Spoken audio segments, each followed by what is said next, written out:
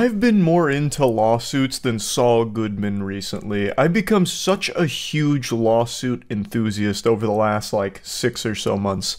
Not me, issuing lawsuits, I've still never done that. Though, with all the stories I've read, that could be a very interesting branch of content, just frivolously filing lawsuits to see how it goes, I guess. Because apparently no one ever gets punished for doing that. Best example is the classic, silly Billy Mitchell, the video game player of the century who files a new lawsuit anytime someone makes a joke about him being a cheater. And I'm not using the word allegedly, Billy. You are a scumbag cheater, and I hope you lose all of your ongoing lawsuits, brother. But anyway, enough bravado here and lat spreading on Billy Mitchell, celebrating every single L that he keeps taking, and will most likely continue to keep taking. Let's focus on what I want to talk about. I have really enjoyed diving into the most outrageous, most unhinged lawsuits imaginable. And last night, I found the magnum opus. This is the craziest lawsuit I've ever even been made aware of. There was a lawsuit I covered a couple years ago where there was a Twitch viewer who was suing Twitch because they were showing him female streamers and he couldn't stop jerking off, so he was suing for millions of dollars worth of damages, claiming it's immoral that Twitch would have these, female streamers doing suggestive things and it forces him to masturbate or whatever. And that, to me, for a while, was probably one of the most entertainingly awful lawsuits I'd read about. But what I read last night actually beats it. A man in Australia filed a lawsuit against a hospital for $1 billion Australian dollars, which converts to about 643 million freedom bucks. And the reason he was suing this hospital is because he watched his wife give birth. He believed that what he had witnessed there was basically a war crime, like a violation of his human rights and a complete failure on that hospital's duty of care to him, to make sure that he didn't see that. He was upset because the hospital not only allowed him to watch his wife's birth via C-section, but also encouraged it. Which, to me, doesn't sound like anything weird from the hospital. I mean, they call it the miracle of childbirth for a reason. Plus, if he wasn't allowed to watch it, I feel like that would be a huge problem. Being denied access to your wife during, the most important moment of your relationship, I imagine would actually be grounds for a lawsuit. Most people, I would imagine, would want to be there with their partner to comfort and, be able to take part in the gift of life, I guess. But this guy believed that they should have, shielded his eyes and plugged his ears or something, and the fact that they didn't caused him psychotic illness. And he believes he's entitled to at least $1 billion Australian dollars in damages. Did you hear about the man suing a hospital for $642 million after watching his wife's C-section and said it gave him a psychotic illness? You've got my attention.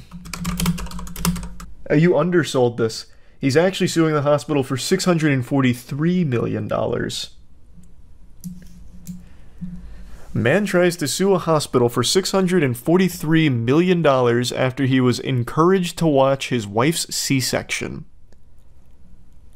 A man in Australia accused a hospital in Melbourne of causing him to develop a psychotic illness after he watched his wife undergo a cesarean section. Interesting. 643 million clams. Anil Coppola tried to sue the Royal Women's Hospital for letting him watch his wife's birth via C-section in 2018. He unsuccessfully sought 1 billion Australian dollars, which is 643 million. A judgment on the lawsuit filed in the Supreme Court of Victoria in Melbourne last week shows. How could this have not worked? What went wrong? Mr. Coppola's wife that day had a healthy baby delivered by cesarean section. Mr. Coppola alleges that he was encouraged or permitted to observe the delivery, that in the course of doing so he saw his wife's internal organs and blood, and that the experience caused the onset of a psychotic illness. He says the hospital breached the duty of care it owed to him and is liable to pay him damages. The hospital admits that it owed to him a duty of care, but denied that it breached it and does not accept that he suffered any injury. In his amended statement of the claim on October 22nd, Mr. Coppola, who is self-represented, that sounds about right. That tracks. Assessed his damages for psychological injury at $1 billion. Isn't this so cringe? The human body is so cringe that C-sections are pretty common because we're not developed enough, we haven't evolved enough to make birthing efficient. So oftentimes they have to deliver the baby through the stomach. Evolution just is... It's got to catch up. We've got to redefine the meta. Birthing should be like the most efficient thing humans are good at. It's like the whole purpose of being an organism. To reproduce. I was just talking to my mom about that. That is an interesting conversation to have with your mom, but yeah, it is a fascinating anomaly why we haven't evolved to be better at it. According to the Center for Disease Control and Prevention, 32.1% of all baby deliveries in the US in 2021 were cesarean section. Wow. Coppola filed the lawsuit several years after the operation, saying it caused the onset of a psychotic illness that led to a breakdown of his marriage. Yeah, that was the reason.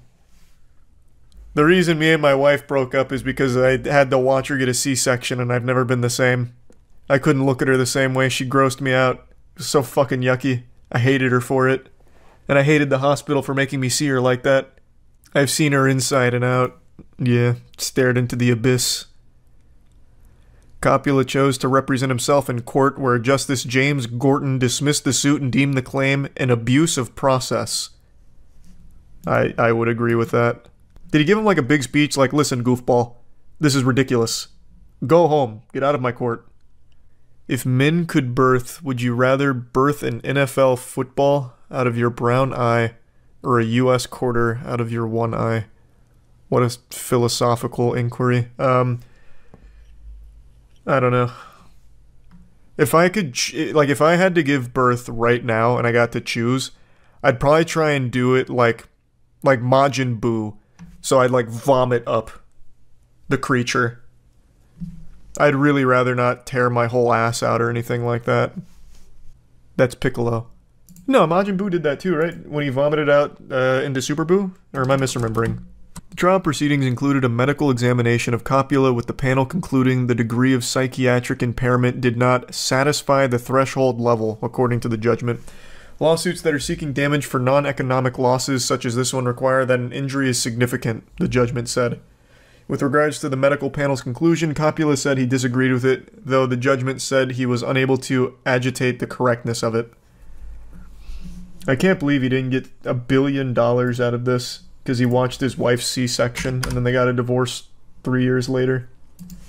I want to see if this was televised. I'd love to see how he defended himself. Unfortunately, no footage exists of how this panned out, but man, I would really like to hear some of his arguments. No, listen, Your Honor, you don't understand. A baby came out from her tummy. I can't sleep anymore. I can't even look at her anymore. It's why our marriage fell apart, damn it. It's the hospital's fault for letting me see such a thing. I also love the confidence and delusion to ask for $1 billion from this. Our marriage was so good, Your Honor, you don't understand. It was worth at least $1 billion in order to make up for all of this hardship. I can't believe this. How could they be so cruel to let me see my child being born? No, damn you. Now, obviously, I think this is one of those cases where someone knows that it's ridiculous, but they try anyway and hope to settle out of court. So they go for like this alarmingly huge number and then try and like negotiate behind closed doors to just squash it. But with something this outlandish, that was never even in the cards. This is such a bogus baloney claim that it never even made it anywhere and never stood a chance either. I think there is a 0% chance that this guy is permanently scarred for life after watching his wife give birth. Like, I understand C-sections are a little scary. Like, I know what they are. Now, granted, I've never seen one in person, so maybe it's different in the Thunderdome. Maybe I'd see it and also just have a full-blown breakdown, my universe crumbles around me, and it fucks me up for life. But even in that case, I still don't think I'd ever win a case for $1 billion because of that. I think that's a hard sell right there. But yeah, I just wanted to talk about this one a little bit because this one had me giggling. This is probably this has to be among the largest asks for a lawsuit based on legitimately nothing.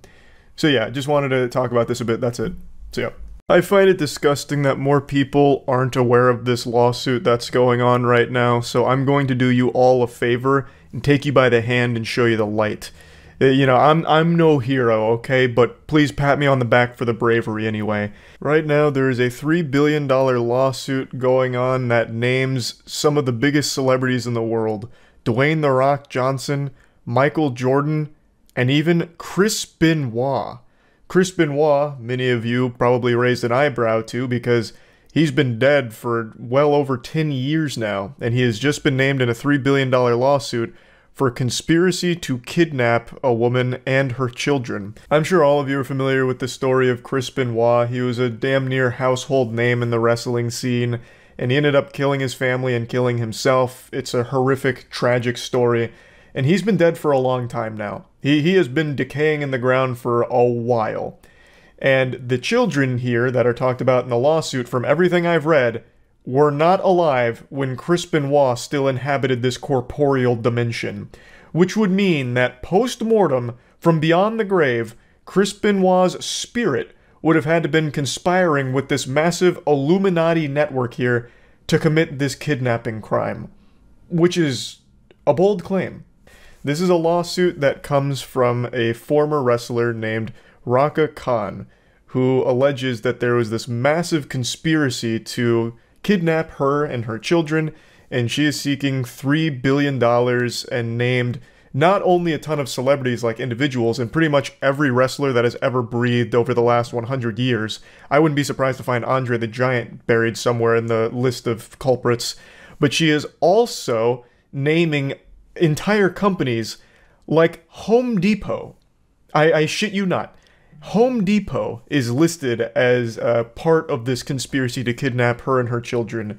It is outrageous. Now, of course, I don't want to rule out the possibility that Home Depot has a seat at the New World Order, and the first order of business was to kidnap her and her children, but with the amount of people and companies listed here, it seems unrealistic. Because, like I said, it wasn't just Home Depot either. Bank of America was listed. The FBI, the entire FBI. There's all these companies apparently had skin in the game, and they're all listed now in this $3 billion lawsuit.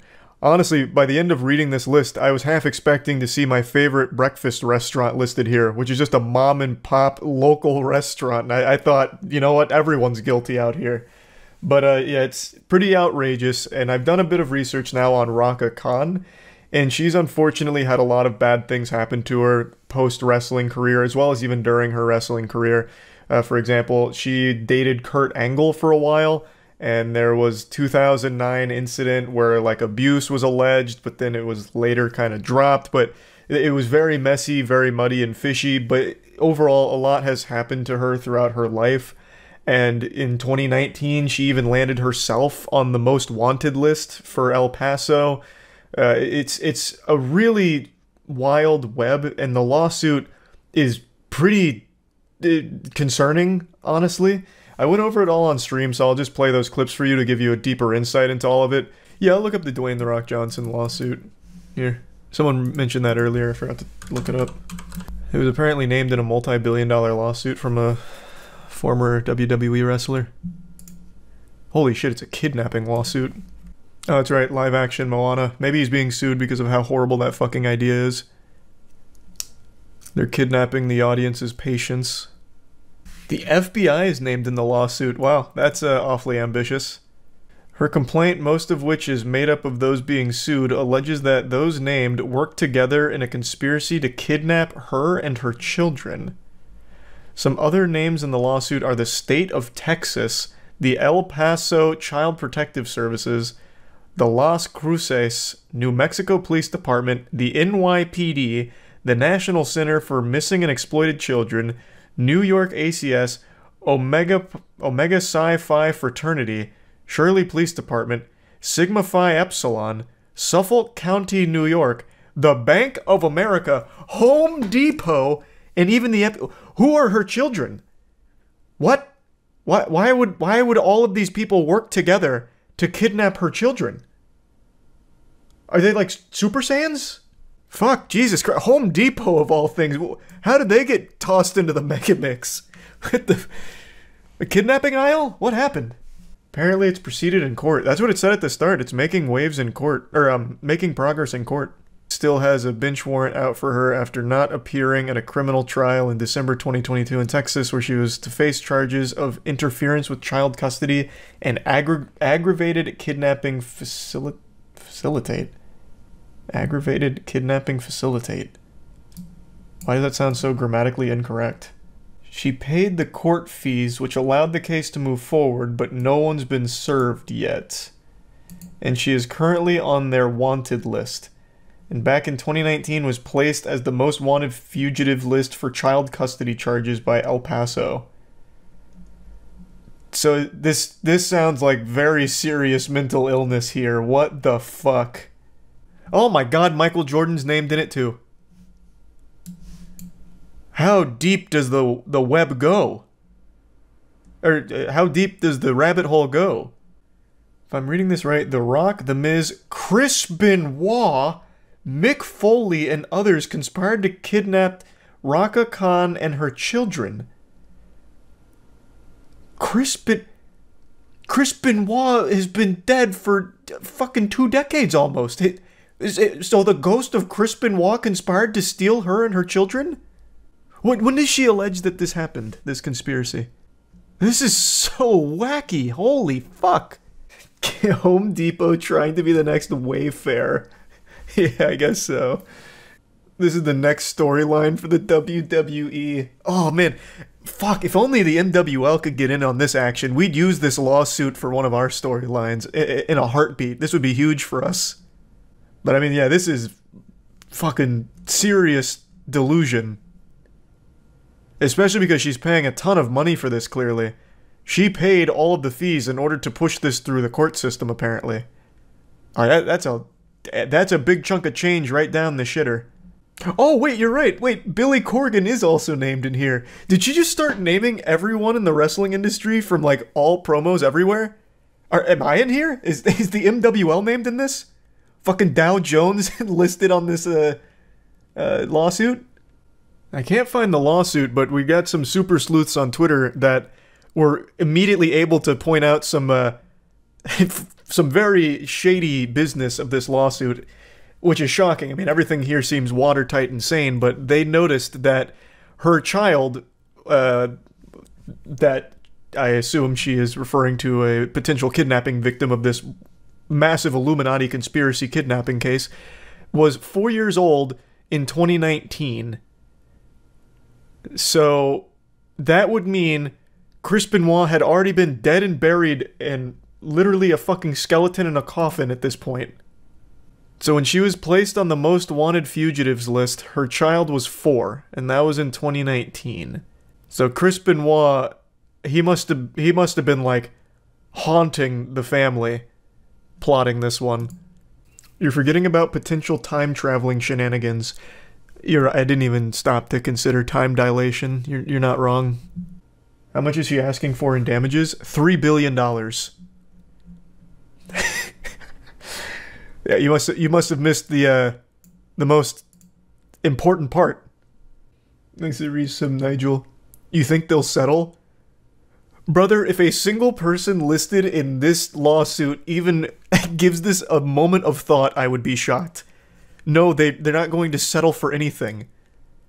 Though, if they want to, they can do it in the squared circle of the Moist Wrestling League. We'll have ourselves our first lawsuit match. We should start suing people like this as a form of networking. Not wrong, Aaron. This actually might be the play. How is Michael Jordan involved if it's all wrestlers? Because it's not all wrestlers. Brother, the FBI and Home Depot are listed here, and Bank of America. It's just she also listed every wrestler ever as well. Legal Eagle on YouTube says she has a legit lawsuit.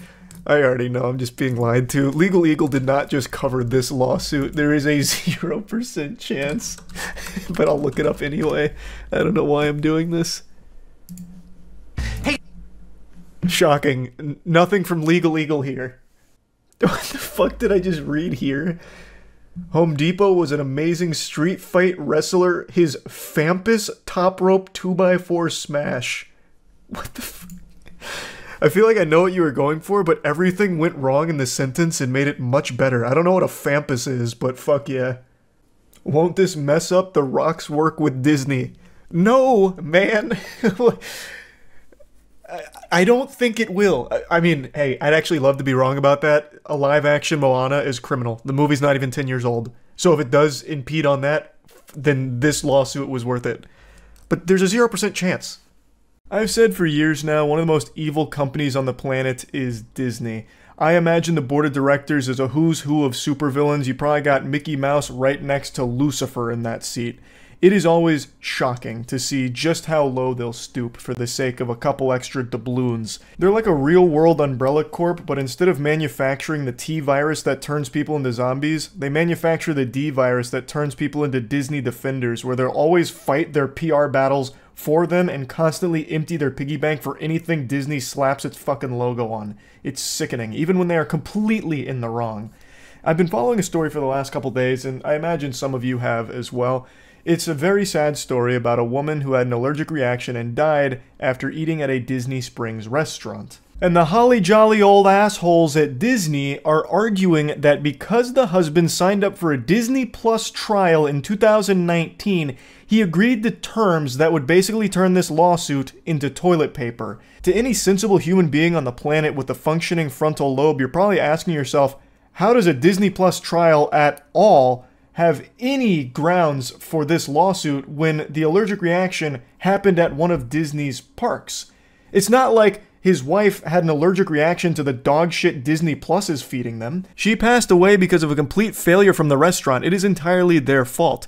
So the couple chose to eat at a restaurant called Raglan Road Irish Pub, and they told the waiter that she had severe allergies to dairy and nuts, and she was unequivocally assured the food would be allergen-free, and they chose this restaurant because it is apparently very accommodating to people with allergies.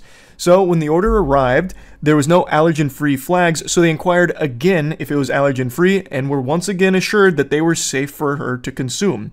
45 minutes later, she had an allergic reaction. Even after administering an EpiPen, she had difficulty breathing, collapsed, and later passed away. And the husband is rightfully trying to sue Disney for this because it is a colossal fuck-up here.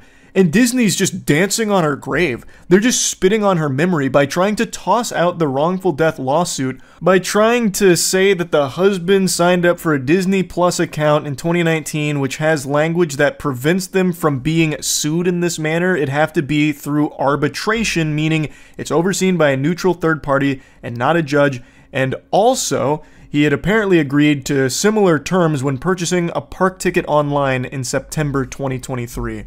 So this opened up a massive can of worms here about all of the sneaky, scummy shit companies sneak into their terms when you sign up for services or if you purchase things online.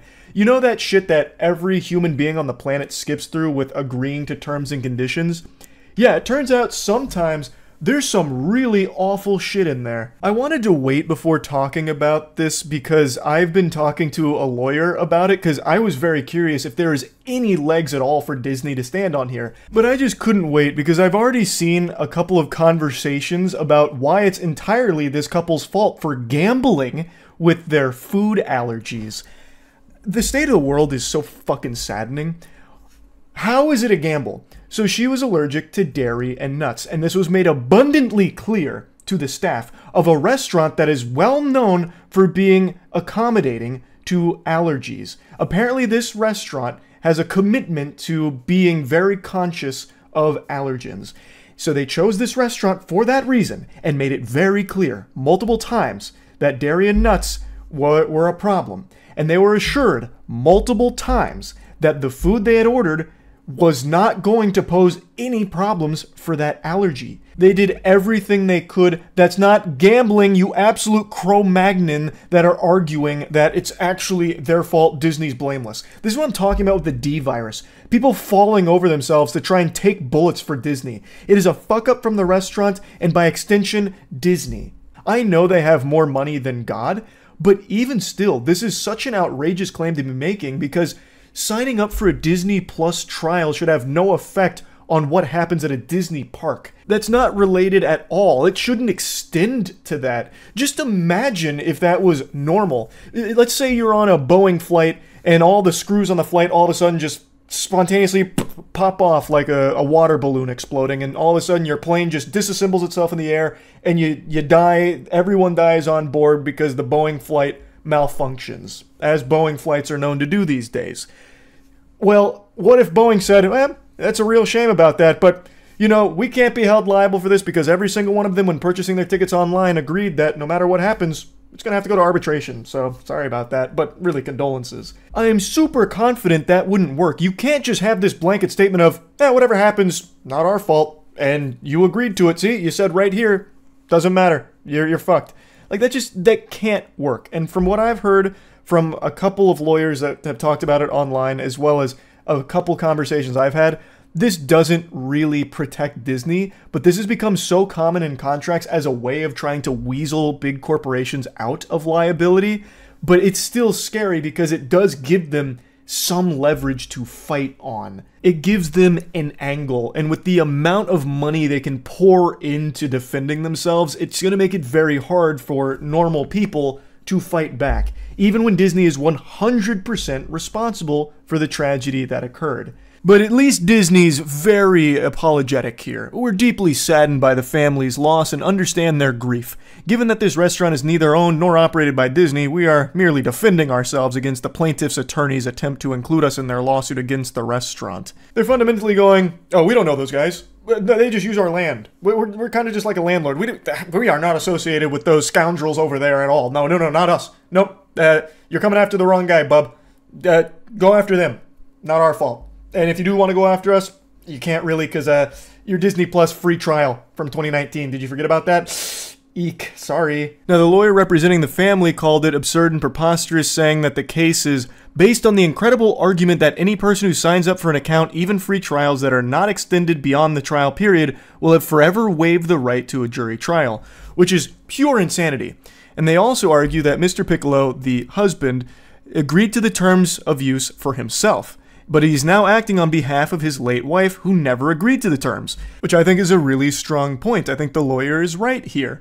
His wife never signed up for the Disney Plus trial, thus she shouldn't be subjected to the fucking shackle and chains that apparently every Disney Plus subscriber is now succumbed to. The lawyer then goes on to say, the notion that terms agreed to by a consumer when creating a Disney Plus free trial account would forever bar that consumer's right to a jury trial in any dispute with any Disney affiliate or subsidiary is so outrageously unreasonable and unfair as to shock the judicial conscience. It really is exceptionally evil, and from what I've read here, it's not exclusive to Disney. So apparently there was even a time where they were going to get close to protecting consumers from this kind of shit with like these arbitration clauses that get snuck into contracts that you sign up for unknowingly, because it is unreasonable to expect anyone to read all 65 pages of every terms and condition for every service you sign up for. There's no human being on the planet that has the chutzpah to sit through and read all of that. But apparently that ruling that was going to protect consumers got fucked in Congress. So it's just, corporations really do operate on a different level than everything and everyone else. So no matter how much they are pushed to stop this shady shit, they can always pay their way out of it so it never actually sees the light of day and they can continue to do the scummiest things. Another quote here is, most of the companies in the U.S. require mandatory arbitration and allows them to, by and large, cut off much relief. Companies love it, but individuals who are harmed by these corporations really don't have any access to any form that would give them relief, as that's a real problem.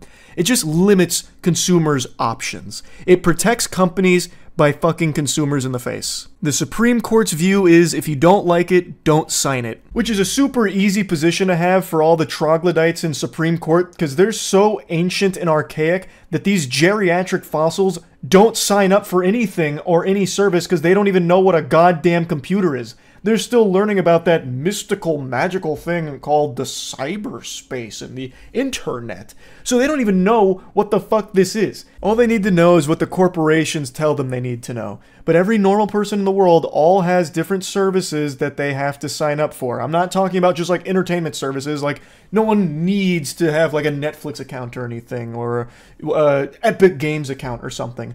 But even just like, I remember 10 years ago when I was in my apartment, there was an online sign-up I had to do that had pages upon pages upon pages of terms and conditions. And I didn't read through all of them. I feel like most people don't read through all of them. Banking online, all types of services that are literally required for most normal people all have tons and tons of terms and conditions, and they are probably sneaking in some truly heinous shit. And this story right here helps shine a light on some of it and how unreasonable it is. And the Supreme Court saying if you don't like it, don't sign up for it is just, that's not realistic. It's just not at all. But yeah, anyway, this shit is super horrible. Disney super sucks. That's about it. See ya. Right now, there's an extremely interesting lawsuit going on between Activision and Anthony Fantano of The Needle Drop, the internet's busiest music nerd. And it's a real eyebrow raiser, I'll tell you what. For starters, most of these publications refer to Fantano as a TikTok music critic. That's the most disrespectful shit ever. That's like cheerleaders laughing at you right to your face, pulling your pants down. Like, that's so embarrassing to get labeled that. They're spitting on him. Fantano's been on the internet long before TikTok ever even existed as an idea, so I'd have to give those headlines a light too. But anyway, when reading those headlines, what I expected in this story was Activision being 100% in the wrong and bullying a creator because they are a company known for shady, awful, garbage, horrible, horrible things, as well as being unbelievably greedy. So I thought this would be a case of that, them strong-arming a creator and wiping their ass with their face. But after reading through the actual lawsuit and going over the case, it's super weird because Activision is still a supervillain, greedy, evil corporation, but the argument they're making in this lawsuit is actually one that helps normal TikTok users. I want to make it clear right away, I am not a fan of Activision. You certainly won't find me pumping my fist for that company. I am no Activision enthusiast. I am, however, an Anthony Fantano fan. So this was a really weird case because I don't see how Anthony Fantano could possibly argue his side. Melon magic can only go so far, and in this case, I don't think it'll be far enough. And if Anthony Fantano did somehow win, it could open the door to large-scale exploitation of a system a lot of normal TikTok users rely on. And I'll explain what I mean in a moment. And I want to be clear right now, Anthony Fantano has not spoke his piece on the subject yet, probably because it's a very touchy legal matter, so it'd be very difficult to speak on it. So I can only really give you the perspective of what's been laid out so far, and maybe that'll be subject to change as it continues, but basically right now, Anthony Fantano had a very popular meme of him go viral called Enough Slices. It's a meme that's been used endlessly on TikTok. It's become a very popular meme. And Activision recently used it in an advertisement they made for Crash Bandicoot on TikTok. And Anthony Fantano allegedly cease and desisted them, to which they complied and took down the video. But then, according to Activision, Anthony Fantano reached back out and said that they're going to be required to pay a substantial amount of money in damages for using his intellectual property, basically, that meme. And they said, no sir, we're not playing ball here. That's not a game of foosball we're interested in engaging in. So they are countersuing Anthony Fantano and looking for a declaratory ruling that states that he will no longer be allowed to try and get money out of users or companies that use his meme clip because they say that that Enough Slices meme was knowingly entered into the commercial sounds library on TikTok. Now, most of you have probably already activated your super sniffer and smelled a little something fishy here because there is a big difference between a normal TikTok user, fucking Cliff Blast Cleaver using Anthony Fantano's Enough Slices meme for a goofy little TikTok he made, and a company like Activision using a meme he made to sell a product. They're very different. It wouldn't be unheard of to be okay with a normal person using your meme and not being okay when it's a company using it to sell a product that you don't agree with and you don't like. And that's a fundamental right that you have, that your likeness can't just be manipulated and used to mislead consumers or something into believing that you support a product that you don't. And this is what makes the case really interesting because in here, what they used was a meme from Anthony Fantano that they are arguing was opted into a program called the Commercial Sound Library, and in the Commercial Sound Library's terms, it very clearly states that when you opt in here, when it is part of this directory, that it is completely fair game for companies, brands, advertising partners, and normal users to use for any and all purposes whatsoever, which does include paid content and advertisements. Now, since the ad was deleted, I'm unsure if they used Anthony Fantano's actual video clip that has his face in it, or if it was just the audio. I'm really not sure.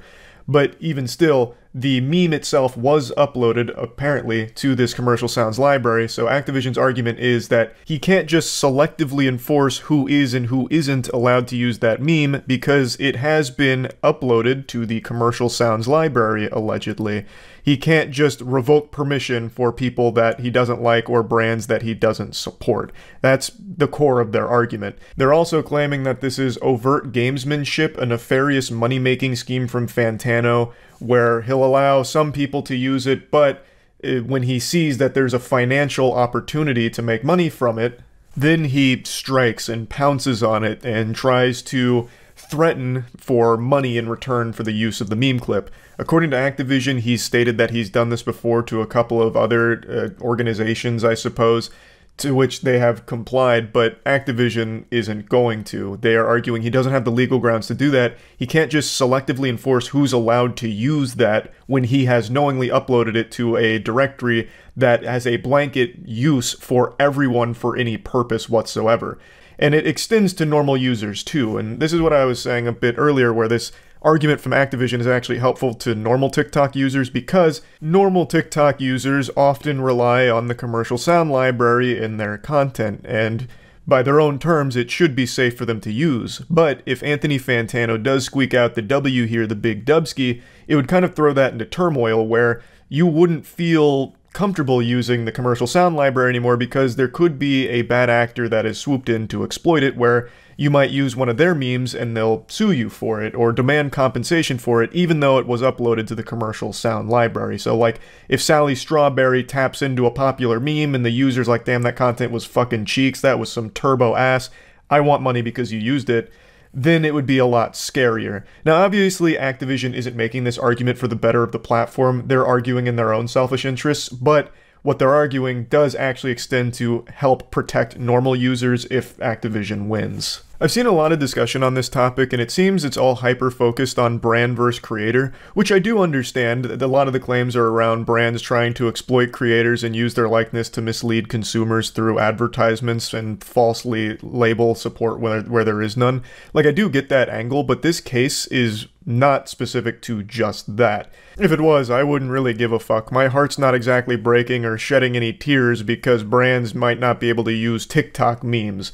That's not a big deal to me. It's just simply, this was in the Creative Sound library, and there is a potential that it wasn't uploaded by Anthony Fantano with his knowledge. There is definitely wiggle room that maybe there was some kind of automatic inclusion in there that he didn't consent to. That is possible, and that would be a core component of this case that would be very, very interesting if that's the truth. But since it is there, and it does clearly state brands can use it for any purpose, then if the rules against them, it means that no one can really use it for any purpose, because all of a sudden it's now unsafe. This is just one of those things where I do think there's a potential for a dangerous precedent being set, where if someone knowingly uploads something to the commercial sound library, which obviously states that it can be used by anyone, including brands, for any purpose, you really shouldn't have the right or ability to start attacking selectively and threatening people for money, because that extends beyond just brands. That extends to literally any user ever. What's to stop me from uploading tons of audio and sounds and shit to the commercial sound library as bait, and then just going around cease and desisting and demanding money from people that use it because they were under the impression that it was safe to use? It's one of those things that exists on other platforms as well. Like YouTube has one for music. It's the Common Music Library or something like that, where artists knowingly post songs that are DMCA free for creators to use. You know, they just choose the music and it's totally fine, there's no problems. But what if an artist said, you know what, I'm going to put music on here, and when a popular YouTuber uses it, I'm going to demand money from it, even though it's uploaded to a service that states that it's, you know, okay to use and there will be no problems with it. It's one of those things where these directories exist on other platforms like YouTube and Twitch, and if all of a sudden people are able to put things on there as kind of like a trap where you use it and then you could potentially face like a lawsuit or something, it's just bad for everybody, not just brands. And according to a lawyer named Richard Hogue, he believes the company has a decent case. Basically, he says, as described by Activision, it would seem they have a good case. The TikTok audio library appears to allow for general commercial use on TikTok, so anyone placing content in the library should be limited in their rights to challenge. That said, there could still be facts we don't know, like whether an unauthorized third party actually affected the sound's inclusion, or even where it might have been automated. So fundamentally, the entire case is going to have to be argued on Fantano's side that he was not the one that put it in the commercial sounds library. At least that's my understanding of it, because again, it is entered in there apparently, and since it's there, it means any brand, company, or user can use it without consequence. It's fair game, you know? It's open season on enough slices. So Activision saying, since that's the case, Anthony Fantano can't try and threaten them for money because they used it. And Activision is seeking a declaratory ruling that will prevent not only Anthony Fantano, but anyone on the platform, any kind of bad actor perhaps, that might come forward to try and extort money out of users that use content from the commercial sound library, when it's totally in their right to use that content. The only thing that can really win this for Anthony Fantano, I think, is if he can prove that he wasn't the one who opted into the commercial sound library for the Enough Slices clip. It was some kind of third party that automatically entered it in there without his knowledge, or it was, you know, a fucking burglar broke in and in the middle of the night uploaded the Enough Slices audio or meme clip to the commercial sounds library. I feel like that's the only thing in this case, but even then, I still don't know how liable Activision would be for damages, because it's not like they would know that it wasn't Anthony Fantano that uploaded it. It's there, thus you would work under the assumption that the user is the one that put it there. So the whole case is just really messy, and it really fucking sucks because I very much dislike Activision. I really fucking do. But here, I just don't really see how Anthony Fantano has a good argument in this case. I'm going to go ahead and just play all the stream clips where I went through this from the very beginning here so you can kind of follow along with the entire story. I kind of just broke it down here in the beginning, but in the stream clips you'll get to get the entire, you know, situation. So I'll just go ahead and let that rip. The game company claims Anthony Fantano is misusing intellectual property laws by threatening to sue TikTokers over a widely memed audio clip. Video game giant Activision is suing a prominent TikTok music critic over a viral audio clip that he created, claiming he is unfairly demanding that some of the social media users pay him an extortionate settlement after they reused the heavily memed clip. In a complaint filed Monday in California, Activision accused Anthony Fantano of misusing intellectual property laws by threatening to selectively sue TikTokers who use Enough Slices, a popular audio clip that originated with a video Fantano posted in 2021. Activision, which says it receives such a threat after it used the clip in a promotion for its Crash Bandicoot franchise, claims that Fantano intentionally made the clip available through TikTok's audio library, meaning he cannot now sue the hundreds of thousands of users that choose to use it. This dispute is a textbook example of how intellectual property law can be misused by individuals to leverage unfair cash payments, Activision's lawyer wrote. Fantano was very happy to receive the benefit of the public use of the Slices video. It was only after he identified a financial opportunity, namely receiving unjustified settlement payments, that he suddenly decided that his consent was limited. This law does not permit, and the court should not countenance such overt gamesmanship. That is interesting. If you make something available through the TikTok audio library, I'm very unfamiliar with the platform, does that just waive your right to enforce, like, IP law on it? Probably. Makes sense, it's like a public audio repository. Well, what I want to know, if on TikTok, do things just enter the TikTok's audio library by default, just by posting? Because I know they have that, like, original sound shit, and it goes to the source, and it's like fucking Bumblefuck Joe over here is the one that created it, but it's not like he did it on his own accord. TikTok auto-generated it. Yeah, at least I think that's how it works, right? You have to make it a sound through a video. Oh, so you do have to, like, say, I want this in the audio library by making it a sound. That's a very interesting case. So, has Fantano done this to other TikTok creators, or is it just Activision?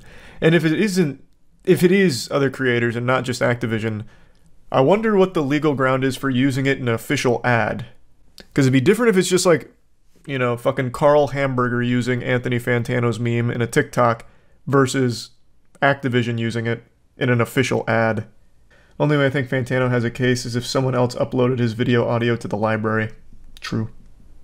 In its lawsuit, Activision says there's an obvious reason why this clip was used so widely. Fantano deliberately and knowingly added the audio to TikTok's library, making it easily available for millions of other users to incorporate into their own videos. They say he even opted into the commercial sounds library, which means he agreed his clip could be legally used in promotional videos and brands. That sounds like a dagger if that's true. That sounds like it's open and shut if that's the case, if that's real. If he opted into the commercial sounds, that seems like he waived all rights on that. I don't know how he'd win this case. The company says it was surprised when it received a legal threat from Fantano after it used enough slices in a TikTok video depicting the creation of custom Crash Bandicoot sneakers.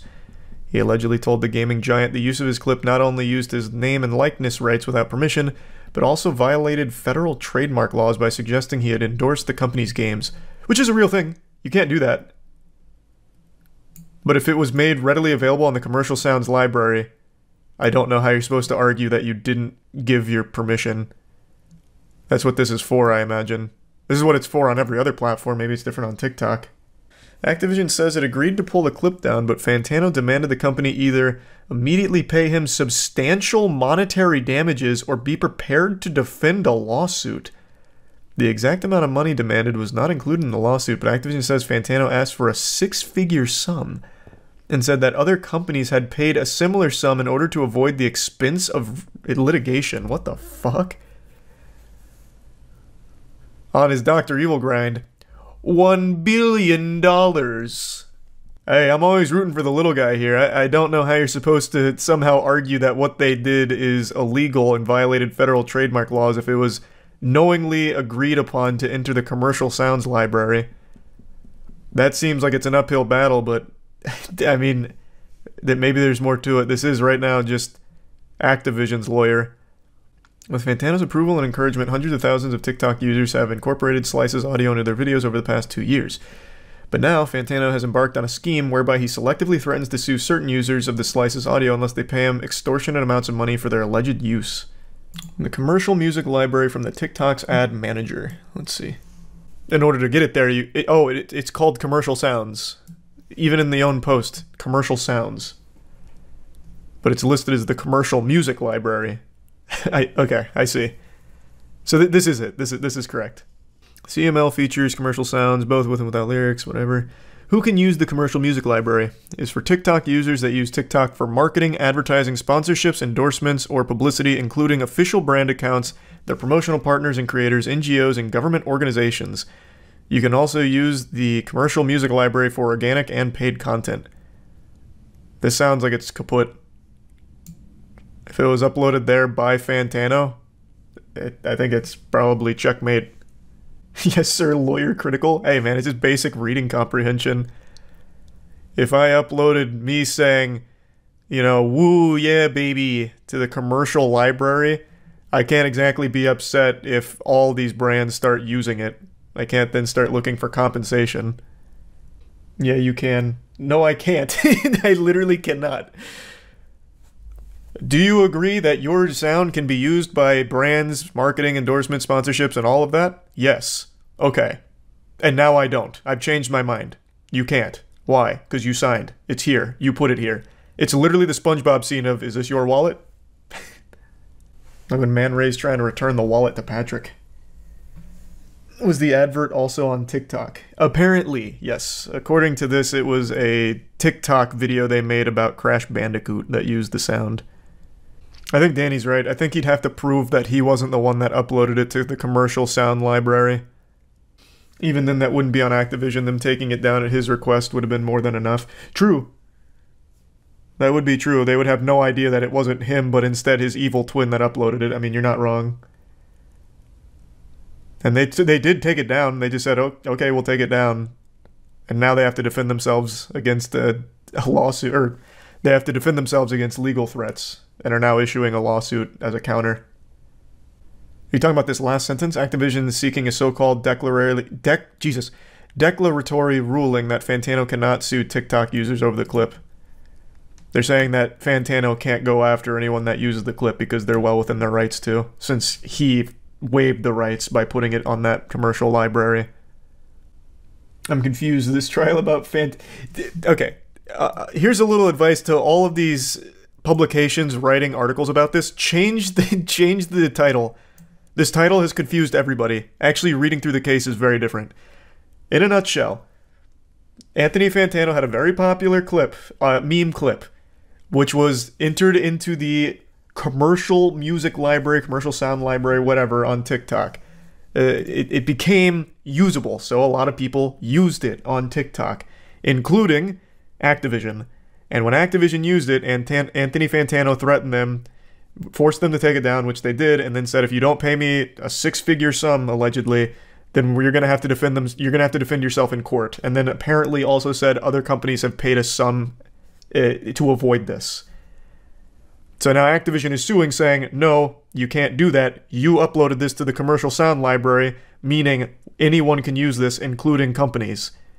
And Activision's right. It's literally in the exact terms on TikTok that the commercial music library is usable by any brand, any user, anything for any purpose. You consent to that being used anywhere when it is uploaded there. I don't know how he would win this one. But I'm no Activision fan, so if he squeaks out a dub from this, that'd be fucking crazy. That would be wild. I have no idea how he'd do it. I don't even think Saul Goodman could pull this one off, but if he somehow did, that would be unreal. That is a good point, actually. Okay, you made a good point, Otaku. Cool name as well, I guess. It'd fuck everyone else by letting him win and set a precedent that you could pull your agreement after making it. That would be actually pretty dangerous. If Fantano does win, he sets the precedent that even if you upload your sounds to the commercial sounds library, meaning you waive the right and anyone can use it for any reason without compensation, if he does win, that means anything uploaded there is fair game for a lawsuit if you use it. That's a very good point. That's very true. That would be bad. Stand back. I'm about to name drop an ancient evil that I haven't talked about in a couple of years now. Poopsie Slime Surprise Unicorns.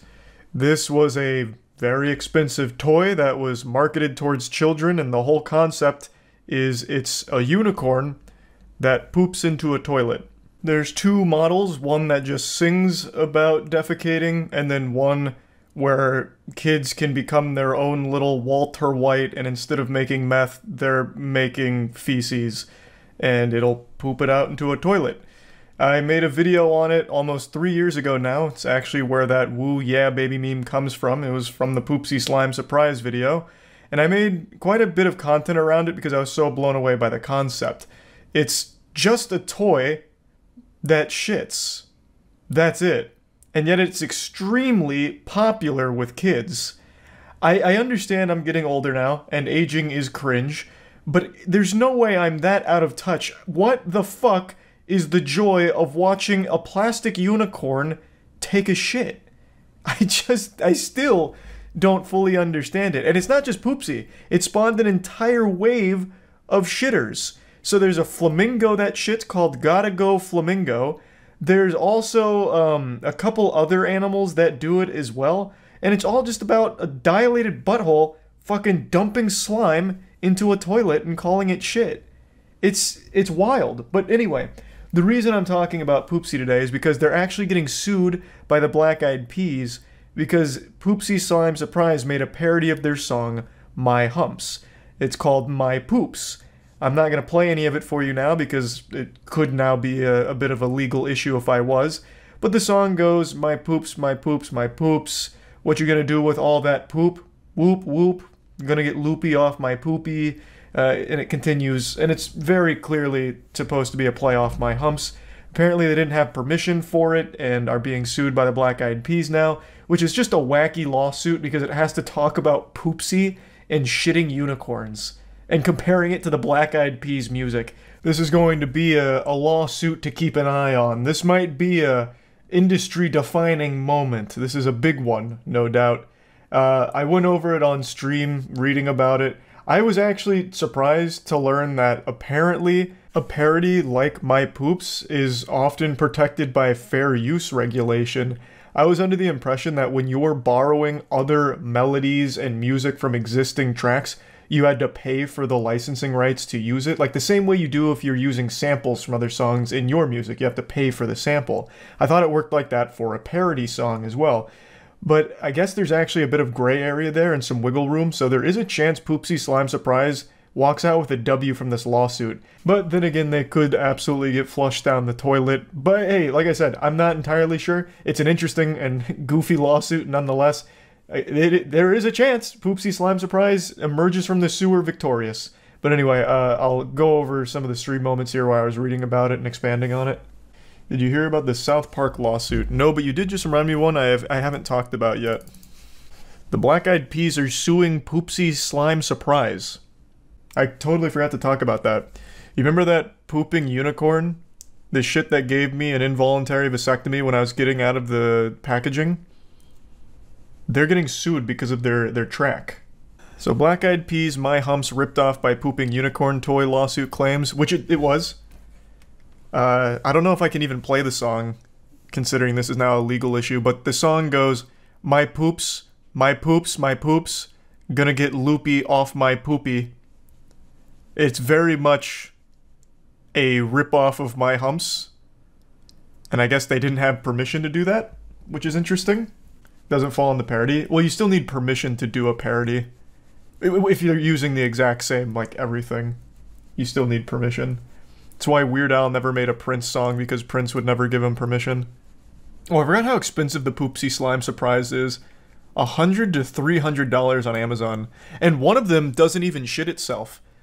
The one that slammed into my nutsack, that one actually doesn't shit itself, whatever. And it's still super expensive. That one just sings and dances. If you want the one that actually cooks up and, like, brews feces, it's a big science project. Matt and I made, like, 3 videos with the Poopsie Slime Surprise a few years back. I know this toy inside and out. I performed, like, colonoscopies on this thing.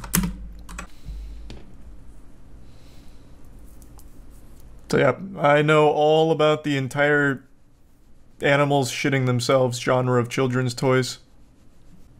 This is the clip, this is the video where the whoa yeah baby clip comes from. This one, yeah. This has been in circulation for a long time. I'm surprised they've waited like 2 or 3 years to sue them. Maybe they were trying to make sure that it got maximum money, so they were letting it ride for a long time so that way they could like sue for more, because they could claim more damages and they can turn to like the profit the Poopsie makes, because it's apparently a very popular toy, which I would have never guessed. That would have been a galaxy brain scheme, and it's probably exactly what the reasoning was.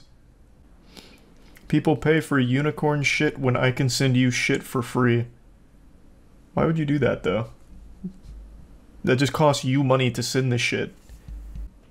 This is kind of a weird paragraph. BMG's lawyer alleges that My Poops infringes on Black Eyed Peas' surprise 2005 hit single My Humps, 75% of whose publishing rights belong to BMG thanks to a corporate acquisition. What's the point in mentioning that it was a surprise hit? It feels so weird. And then, I guess the corporate acquisition is pertinent to the case, but still. Interesting to just mention that it's a surprise hit single. It was the Black Eyed Peas. They didn't make anything that flopped during that era. So, going into this, I felt like the Black Eyed Peas had a pretty strong case, but listening to them argue it is kind of silly. It uses a similar delivery and vocal inflections as used by Fergie on the original sound recording. I just couldn't disagree more. I'd love to pull up the song real quick, but I don't want to get slapped by this somehow. It's very clearly like a Alvin and the Chipmunks style vocal. Fergie doesn't sound like that. That's just like an insult to Fergie to compare her to the shitting unicorn vocalist. It's pretty dumb.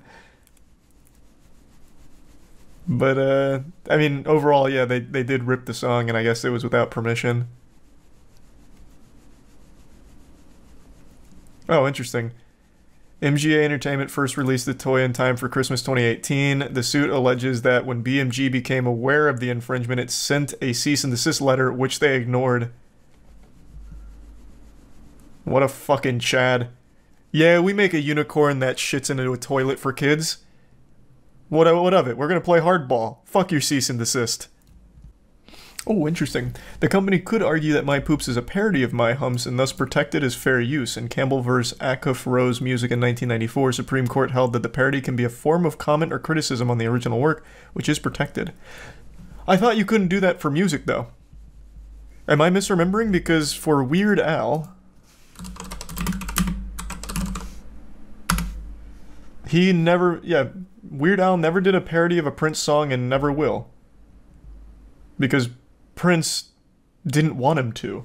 Now, was that just out of respect? Because I thought it was a legal thing. Okay. I was misunderstanding then. All of this over a defecating unicorn. If I asked you to think of the most iconic case in lawsuit history, I bet you go with one of two options. Either Carl Jobst vs. Billy Mitchell, where I was called as a witness in court and they used my fart as evidence, or you will think of the McDonald's lawsuit from many moons ago where a woman successfully sued McDonald's after getting a hot drink spilled on her, which awarded her millions of dollars. That case has been referenced and talked about more than the Naruto vs. Pain fight. Basically, she had a drink that was dangerously hot, fucking matched the power of the sun. They basically served a cup of magma, and it spilt on her and it disfigured her. So she sued them, wanting her medical bills covered for all the medical treatment she went through as a result of it, but Ronald McDonald said, best I can do is one of these. It went to trial. The jury awarded her like $2.7 million in punitive damages, which eventually got knocked down to a little less than that, but she did receive a fat paycheck for all the damage that was caused. Now, the reason I'm bringing this up is because we just saw a pretty similar song and dance happen with Starbucks, where a man was served some hot tea that spilt on his lap in the drive-thru, disfiguring him, and he has now just been awarded $50 million. We have footage of exactly what happened here, so you can see the Starbucks employees got 3 venti hot teas that they're putting in a carrier right now and about to serve to the customer. But these hot teas have a different destination in mind. They're going straight to Penisville. So Michael grabs the carrier and one of the hot teas fucking ODST shock drops right onto his groin, which has caused 3rd-degree burns and disfigurement to his penis, groin, and inner thighs. Now, I've seen some people make the claim that he did it to himself, like he threw the teas on him, like took a bath in it to try and sue Starbucks for damages.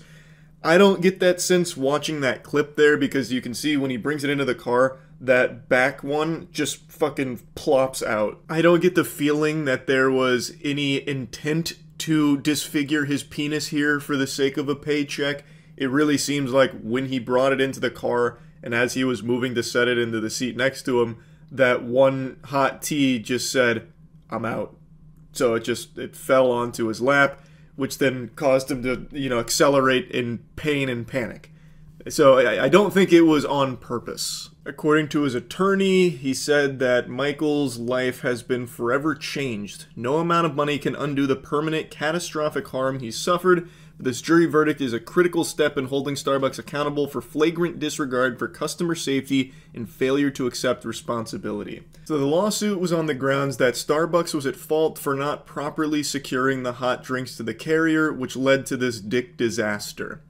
And he's won. According to CBS, the jurors deliberated for just 40 minutes. They speedran that. They said, fuck you, Starbucks, check this gold split on the verdict.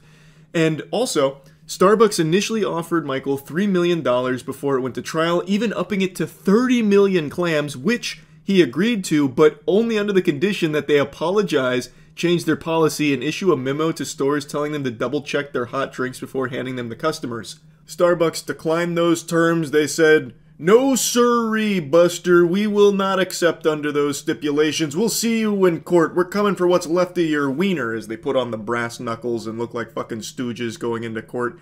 It seems like a pretty reasonable request, like, okay, we'll settle this, but I want you to say sorry. And also, maybe change your policy a little bit when it comes to hot drinks, letting your employees know, like, hey, maybe just be super certain that these things are locked in there, fucking strapped in.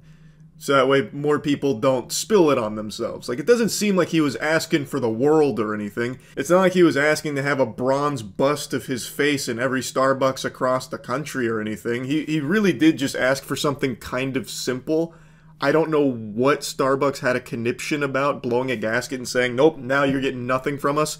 But it's a decision that cost them an extra $20 million for it.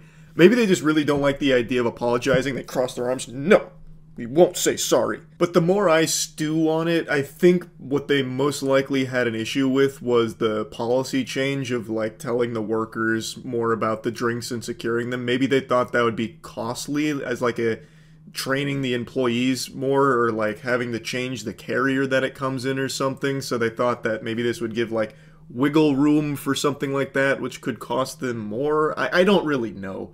It's hard to really get into the mind of a Starbucks higher up, because to do that I'd have to hit my head against the wall 50 fucking times. Anyway though, Michael has had to undergo 2 skin grafts to his penis and states that any friction to the area causes pain. I imagine he's not lying about that.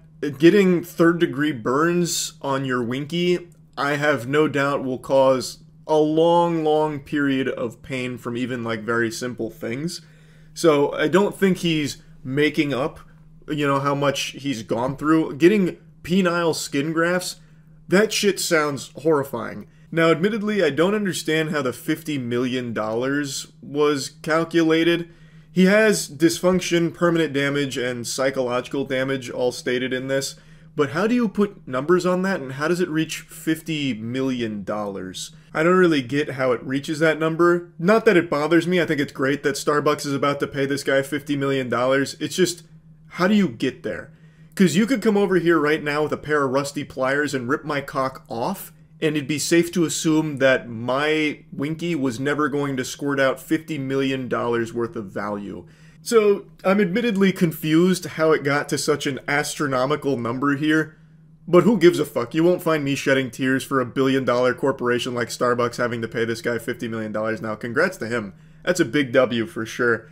Yeah, he definitely went through something traumatic here, but I'm sure $50 million is going to help moving forward with all of this.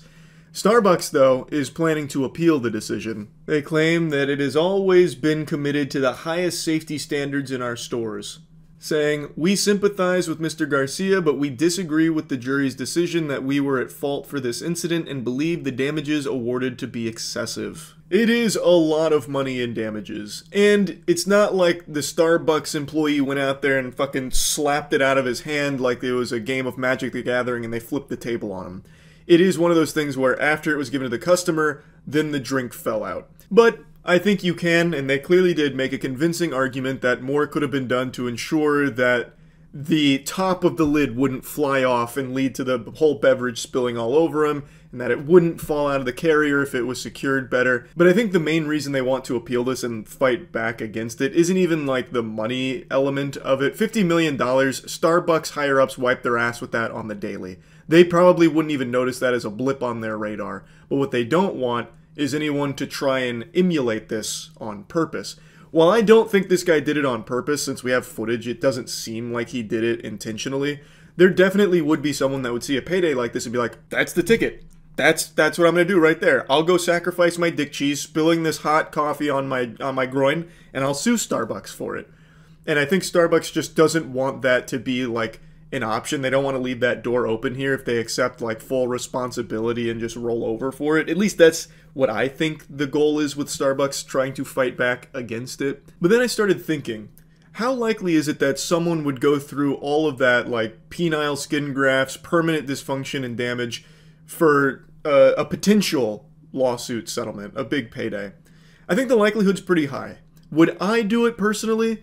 Depends on my age. If I was guaranteed to win a $50 million lawsuit against Starbucks, if I just put my wiener through a traumatic and permanently disfiguring experience, I would consider it if I was in my 80s. Because right now, I get a lot of mileage out of my cock.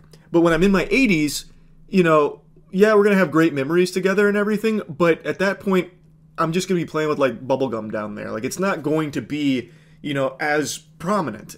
So I feel like I'd be more likely to try something like this for a $50 million payday the later in life I am. Not that anyone was asking me if I'd try this strategy or not, but I just thought about it for a little bit, so I wanted to share the conclusion that I drew for it.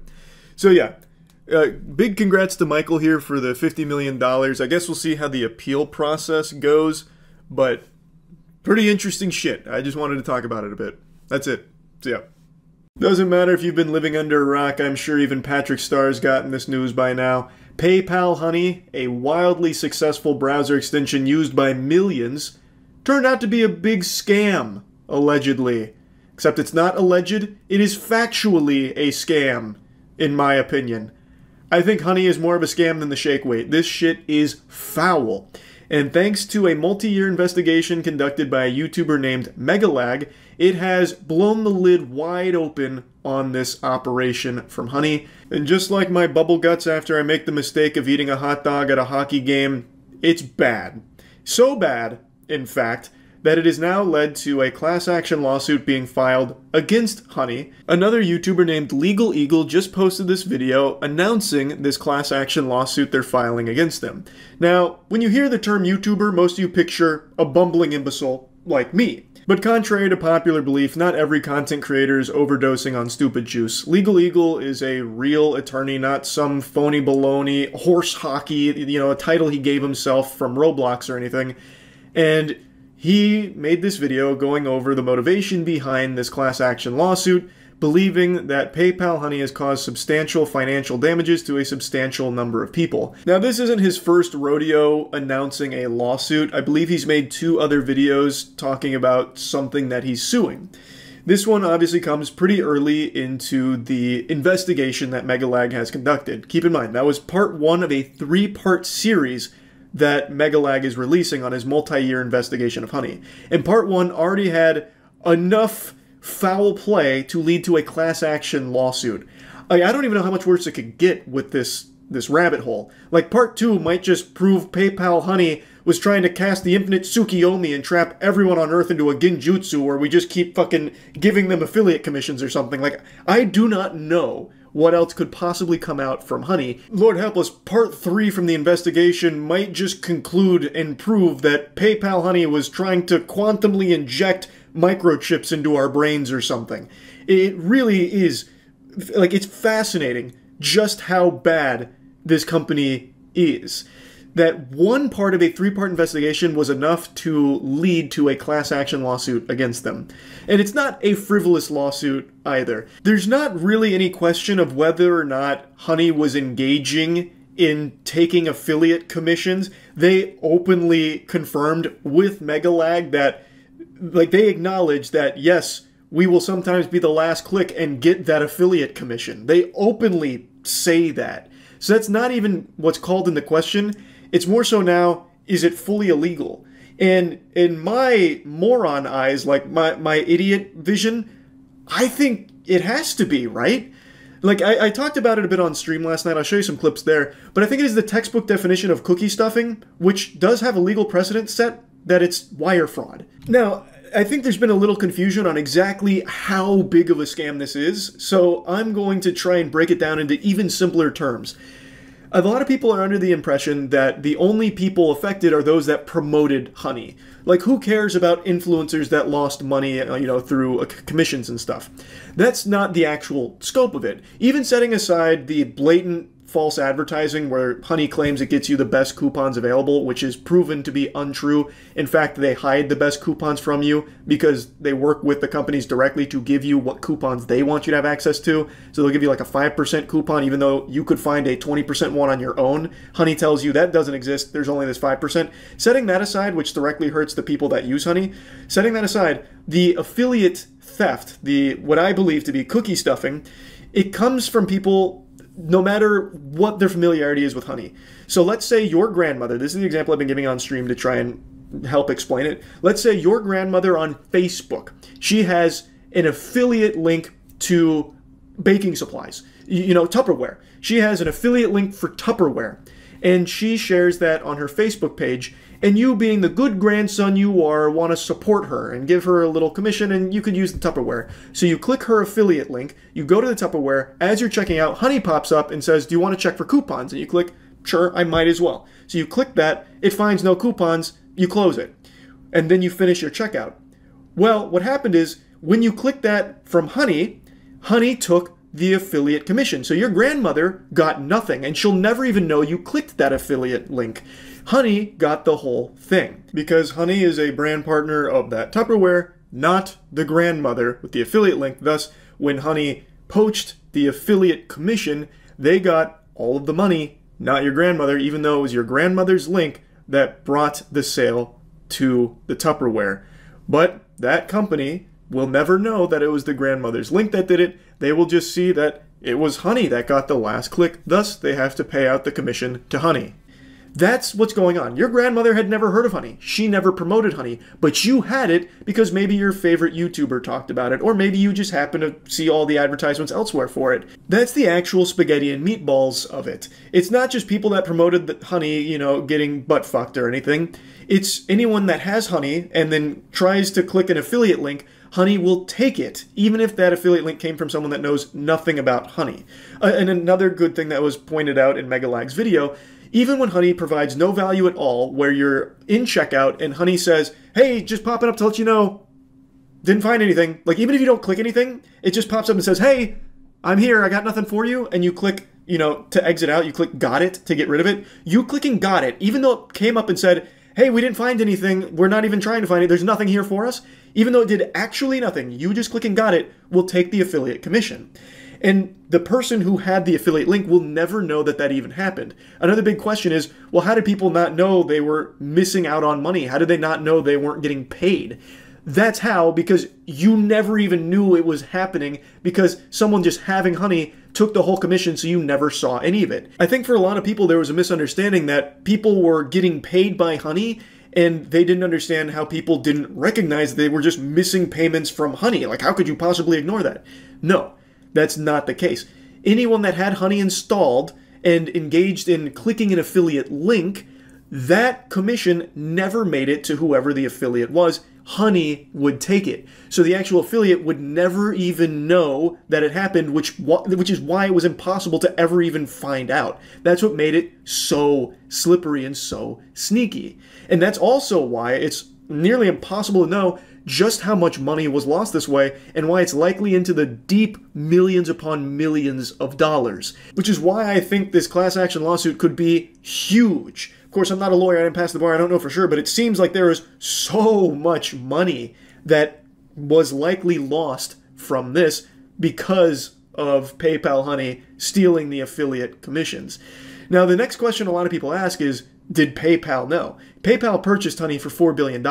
You bet your sweet bippy they knew. I've been flip-flopping on this back and forth, but for a $4 billion purchase, I think they would have audited the shit out of that company. I think they would have absolutely known that this was like their bread and butter. Because how else are they making money? Like, really, how else are they making money when you really stop to think about it? Markiplier pinned the tail on the donkey. His gut was absolutely right. Like, PayPal would have had to have known that when they purchased this company. I think it's now just a matter of, did PayPal know that it might be illegal? Did they knowingly spend $4 billion on illegal business practices, which would be mind-boggling if that is the case? If the answer is yes to that question. So I'm very interested to see where this class action goes. But anyway, I want to show you some of the clips from the stream because we dove into their terms of service. Honey actually is so fucking scummy that they snuck some shit into their terms of service, which of course nobody's reading. Everyone knows no one reads the terms of service. Even the law knows no one is actually sitting through and reading through every single fucking term of service for the things they sign up for. But Honey knew that and snuck some shit in there to try and cover their own ass.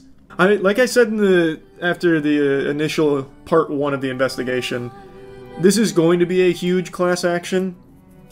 There is unironically millions of dollars that were probably lost along the way for a lot of different people. So I'm very curious to see just how big it gets. I think it's almost billions of dollars lost. I've got to stop the music for that. Okay, it's going to be a lot of money, but billions? Is Honey even worth billions? PayPal paid $4 billion for it. I gotta stop the music for this. Did you know Honey's terms of service make it so you can't sue them with a class action? I'm gonna look that up myself right now. I don't believe you. But no one ever reads the terms of service. But I imagine Legal Eagle would have before the class action. Let's see.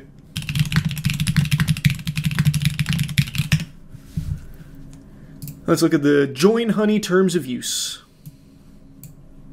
Though I don't think you... Let's just assume it's there for a second. Does that protect you? Would that even actually protect you? I don't think so. Wasn't there a ruling not too long ago that said, like, no one reads the terms of service, so you really can't put in legally binding shit like that? I vaguely recall that being a actual court ruling. This agreement contains 1. An arbitration provision, 2. A waiver of rights to bring a class action lawsuit against us, and 3. A release by you of claims for damage against us that may arise out of your use of the service to the greatest extent permitted by applicable law. By using the service, you agree to these provisions. Their lawyers are good. They've got the Sharingan out. How could they have seen the potential class action coming? They stopped us before we even started. I wonder how far by applicable law goes. There's no way that's going to actually protect them. You can't just say, like, you can't sue us and then do blatantly illegal shit. That's not how that works. Arbitration clause and class action waiver. Important. Please review as this affects your legal rights. In caps lock. Oh, man, yeah. This seems like panic. Arbitration. You agree that all disputes between you and us, whether or not such dispute involves a third party with regard to your relationship with us, including without limitation dispute related to this agreement, your use of the service and/or rights of privacy and/or publicity, will be resolved by binding individual arbitration under the American Arbitration Association's rules for arbitration of consumer-related disputes, and you and we hereby expressly waive trial by jury. Why would you want that? I'm sure the jury would side with you guys. I don't know why it's screaming at me, though. Oh, wait. Here comes a threat of their own. Provided, however, that to the extent that you may have... Provided, however, that to the extent that you have in any manner violated or threatened to violate our intellectual property rights, we may seek injunctive or other appropriate relief in any state or federal court in the state of California.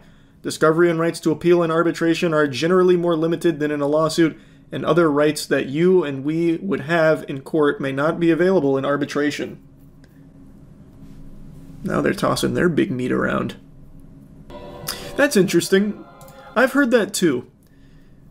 Someone in Legal Eagle's comments brought up that what Honey did could be considered cookie stuffing, which is a form of wire fraud, and that there's legal precedent for it. I've heard that a couple times. I might as well look at it before hopping onto Rivals to start my Grandmaster climb. So cookie stuffing is legitimately a real term. It is a real thing that they have cracked down on. Deceptive tactic in affiliate marketing. It is considered fraudulent. But what is the legal precedent? Because I think it is the textbook definition of cookie stuffing what Honey was doing. So it's been considered a form of wire fraud, and in 2006, eBay collaborated with the Federal Bureau of Investigation in a sting operation targeting top affiliate marketers. So it looks like in 2006 there was like a big case with it. Sean Hogan, eBay's largest affiliate marketer, was found to have engaged in cookie stuffing. His strategy involved modifying his website to load resources from eBay servers, thereby setting affiliate cookies on users' browsers. The technique falsely attributed subsequent eBay purchases to Hogan's site. Despite Hogan making over $28 million through eBay's affiliate commissions, it was determined that Hogan's activities did not contribute any substantial revenue to eBay. In the subsequent legal proceedings, Hogan pleaded guilty to a single wire fraud charge, leading to a 5-month federal prison sentence and a $25,000 fine. Okay, he got off pretty easy. There's another case as well. Also, eBay affiliate marketing, Brian Dunning. Similar tactics with cookie stuffing during 2006 to 2007. So there is a legal precedent set. They don't like it, but it's not harshly punished either. How interesting. Like I said, this should be a slam dunk case. I really think it should be pretty open and shut. They have a ton of money though, so it'll probably get hairy. You should go to law school, you'd be good at it. Brother, I'm a fucking moron. Why would you think I'd be good at that? Google is being sued for $2.5 decillion. That is probably a number you didn't even think existed. Like, that's more than a gazillion dollars. That's more than a more billion dollars. Like, this is an unfathomable number they are being sued for by Russia. To help put it in perspective, here's Decillion compared to others that you've heard before, such as 1,000, million, billion, or even trillion. And you can see trillion's not even halfway there. It doesn't even make a dent. It's estimated that the entire global GDP is 100 trillion, which is like 0.0000001% of what Google is being sued for by Russia. To put it in even more simple terms, 2.5 decillion is almost as many pounds as your mother weighs. It is crazy what they are trying to achieve with this lawsuit here. Shooting for the stars doesn't even cover it. You couldn't sell the Earth for $2.5 decillion to aliens. It's not even worth that much. If you took every dollar, every form of currency ever made throughout the history of our species, it wouldn't even come close to 1 decillion. I cannot stress enough just how absurd this number is. Like, Dr. Evil wouldn't even go for this. This is so far into the realm of lunacy that I don't think there's a single made-up villain who would even try this. At this point, it'd be like a fucking Phineas and Ferb character suing for infinity money. The lawsuit is over YouTube banning Russian media networks. Like, they banned a ton of Russian accounts and accounts associated with, like, the Kremlin and all of that. And the fine arises from Google's failure to comply with previous court orders mandating the reinstatement of these Russian media accounts on YouTube. The court warned Google that non-compliance would lead to compounding fines with no ceiling on the amount, starting at 100,000 rubles daily, and the fines doubling every week until the channels are restored. This is what it feels like to play Magic the Gathering with someone doing doubling season token shenanigans. Like, this is just fucking stupid. The fines doubling every week? It's like a RuneScape scam. What the fuck went into our nation? So, fundamentally, YouTube had banned a lot of Russian media accounts and accounts associated with the Kremlin and all of that. And Google has repeatedly cited sanctions compliance as the justification for suspending content from the channels, including high-profile networks like Sargrad TV and RIA Fan. They argued that the media entities involved were under U.S. sanctions imposed in response to Russia's geopolitical actions since 2014. So fundamentally, Google is saying, hey, we had to do this because of these issues and these sanctions. Then in 2022, following the invasion of Ukraine, the subsidiary of Google that was operating in the region declared bankruptcy, and Moscow had seized more than 100 million from the entity.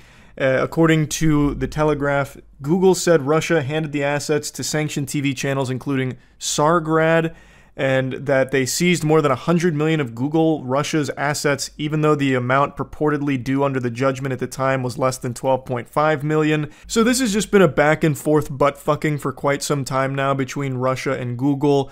Now, Google in its latest earnings statement said, "We do not believe these ongoing legal matters will have a material adverse effect." To me, that sounds like they're saying, there's a lot of words here and we're not reading them. They're just going to ignore it. They're not even going to play ball with it for even a second. They're not entertaining the idea of a $2.5 decillion fine. They're just plugging their ears to it. Google has almost entirely ceased operations in Russia already. Like, they've almost fully pulled out from what I can tell. So it seems like they're just going to pretend that, you know, the tooth fairy's not real here and just not think about it. So this has been an ongoing battle here between Russia and Google, and this is just the most recent development in the anime. I don't think there's a single world where anyone actually looks at that number and takes it seriously. 2.5 decillion is comically large. There's not even that much sand on the planet. There are 7.5 sextillion grains of sand, and that doesn't even make a dent into 1 decillion. There is nothing on this planet that exists in that quantity, except maybe atoms. I think atoms is like 10 to the power of 50. Now, I can't imagine they're actually stupid enough to think that Google is somehow going to poop this shit out, 2.5 decillion anythings at all. That's impossible. I think this is just like a desperate Hail Mary to get some kind of money from it, like some kind of big fine from all of this. So they're just letting this number be as outrageous as possible. And they are trying to enforce these fines in other regions like South Africa, where they're trying to kind of come at Google from multiple angles, and then Google has been, in response, filing lawsuits to keep everything like localized to Russia. So it's been pretty messy. It has definitely been an interesting journey trying to get caught up on the lore of Google versus Russia. And I just had to dive in with both nuts here because 2.5 decillion, I had never even heard of the word decillion before. I thought that was just a made-up term. And it's not. It's so crazy. So yeah, I just wanted to talk about this a little bit. Of course, I'm just a clueless Neanderthal, so I have no idea if this lawsuit has any real meat behind it, if it holds water at all. I didn't pass the bar, I'm not a lawyer. But from my uneducated perspective, it just sounds so fucking stupid. To be coming at Google for this amount of money over YouTube accounts being banned, I think is ridiculous. It's not like those YouTube accounts were going to generate anywhere near that level of money. Realistically, all of the YouTube accounts put together probably wouldn't have generated anything even close to $100 million, even if they were operational for 100 years. Like, I just don't understand where this number's even coming from. Like, I understand it's like the compounding fines where it doubles every week, but it's just made up, pulled out of their ass arbitrary nonsense. Like, can any YouTuber do that? Like, oh, my YouTube account was unjustly terminated. Google owes me $1,000 per day that it stays down, and it's going to double every week. Well, based on what? Why? That's just a classic because I said so moment right there. I just don't see where they're getting this from. Like, why would it be doubling every week? Who made that rule? What referee came in there and threw the flag on the play saying that it needs to be doubled every week that they don't comply? Like, it just doesn't make sense. Those accounts were never going to generate anywhere near that level of money for a daily fine that would double every week. That's just, that would never happen. So how the fuck can they possibly expect Google or any like reasonable judge to look at that and be like, oh no, that sounds about right? Again, I'm pretty sure it's just to be like intimidating and scary to settle for some kind of payment out of court, perhaps. But to me, this just doesn't seem to be like a lawsuit with a ton of punch behind it. Like, it really just doesn't seem like they have the strongest case to be coming at them for this amount of money. Now, it's worth mentioning, just like the end of a Marvel movie, it will return. This ticking time bomb hasn't stopped. It's still going, and it is still actively doubling. So it's 2.5 Decillion now, but this might be the cheapest it'll ever be, because in a month from now, a year from now, we may be looking at new numbers that are going to need to be invented to figure out how much Russia is trying to hit Google for. Anyway, though, I just had to talk about it a little bit because it was so crazy, and I was diving into it pretty deep this afternoon. That's really about it. So, yeah. There are a handful of YouTubers that are currently being sued for $1 billion in a class action lawsuit right now due to them promoting FTX. I don't need to read you the bedtime story of the FTX collapse and disaster. In a very quick and dirty nutshell, it was a very, very large cryptocurrency exchange. You may have even seen the commercial with Larry David where it was, "Don't be like Larry. Crypto's coming and you don't want to miss it, so hop on board. Choo-choo, this shit's going right to the moon." That kind of thing. It was this big hype train that seemed to have no end until it ended. The whole thing went tits up, completely collapsed, and was worth less than the gum stuck under your school desk. It was revealed to be fundamentally just a giant scam, and the person behind it, Sam Bankman-Fried, this weaselly goblin homunculus, was basically just a big fraudster, the puppet master behind this whole thing. And so the train derailed, and instead of spilling vinyl chloride, it spilt dust, because there was no money in there at all. So many people lost so much, it was a complete catastrophe, and since the days of its crumbling, a lot has happened. Not just with the people on the inside like Sam Bankman-Fried, but even the people who were loosely connected to it, like brand ambassadors, for example. They've already put Tom Brady, for instance, in the crosshairs. Tom Brady was a big FTX shill, as were quite a few other celebrities, but one of them I'd like to make special note of is Shaq. According to numerous sources, Shaq is currently trying to be issued a lawsuit for his involvement with FTX, but is hiding from them in his own home. So it's just almost kind of comical to think about Shaq hiding from the FTX lawsuit, like real Looney Tunes style, like he's, you know, crouching behind his bar in his home or something while the guy's trying to deliver paperwork to him, but he can't find him, like a mission out of fucking Splinter Cell or something. It's a wild situation. A ton of A-list celebrities are being sued because of all of this, and now it extends to more than just the A-list Hollywood celebrities and sports stars. It's extending to the YouTubers as well, which brings us to today's topic. There is a handful of YouTubers who are getting slapped with a $1 billion lawsuit for their involvement in the promotion of FTX. 1 billion clams. 1 billion sweet, precious doubloons are at stake now for these YouTubers. And Coffeezilla just posted a video going over all of it in great detail, so I'll put a link to that in the description. I just want to kind of give you the nitty-gritty of it and kind of get into what's going on and really what it means. Now, you might have had a little twinkle in your eye when you noticed a few of those names were familiar to you, and that's totally natural because these are huge channels on YouTube. They have millions of subscribers, and all of them are financial channels. Their content is always centered around big schmeckles. The topics are money, making money, advice, following trends, crypto, the whole kit and caboodle. And speaking of recognizing names on the list, I don't know if you caught it, but we actually have a cameo from a supervillain we may have seen in the past. BitBoy Crypto, Bin.